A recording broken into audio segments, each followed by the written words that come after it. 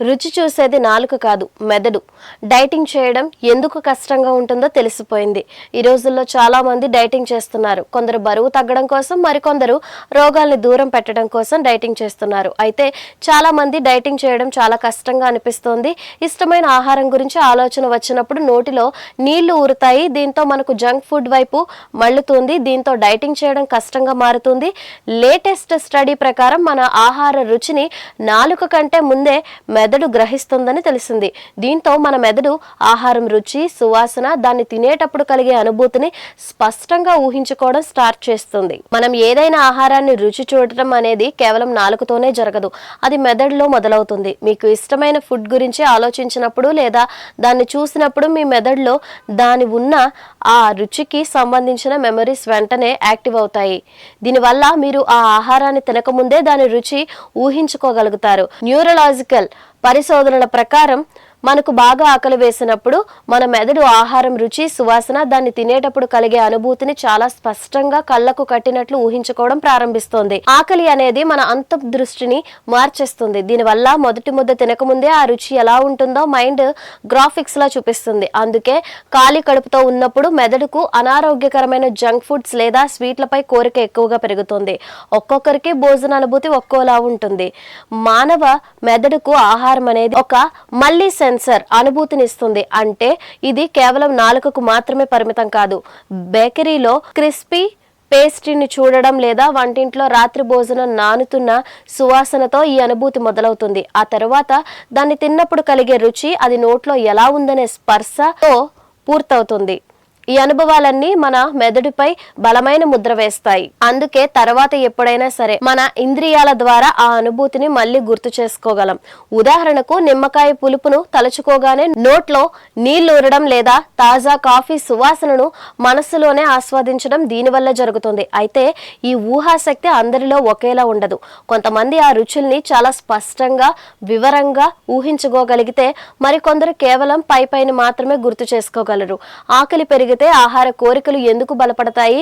New Zealand లోని university of Otago పరిశోధకులు ఉపవాసం ఉన్న 60 మందిపై ఒక ప్రయోగాన్ని నిర్వహించారు. దీనిని 2 సెషన్లుగా చేశారు. మొదటి సెషన్ వారు తీవ్రమైన ఆకలితో ఉన్నప్పుడు, రెండో సెషన్ వారికి కడుపు నిండా బ్రేక్ఫాస్ట్ ఇచ్చిన తర్వాత. ఈ 2 సమయాల్లో వారికి రకరకాల ఫుడ్స్ ఫోటోలను చూపిస్తూ వాటి రుచి లేదా అవి నోట్లో పెడితే ఎలా ఉంటాయో ఊహించుకోమని చెప్పారు.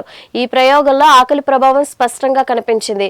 వారు ఖాళీ కడుపుతో ఉన్నప్పుడు కడుపు నిండుగా ఉన్నప్పటికంటే చాలా సులభంగా ఆహార రుచుల్ని ఊహించుకోగలిగారు. దీన్ని బట్టి తెలిసేది ఏంటంటే ఆకలి అనేది కేవలం తినాలనే కోరికను మాత్రమే పెంచదు. ఆ ఆహార అనుభవాన్ని మెదడు లోపల ఎంత స్పష్టంగా రీక్రియేట్ చేయవచ్చో కూడా నిర్దేశిస్తుంది.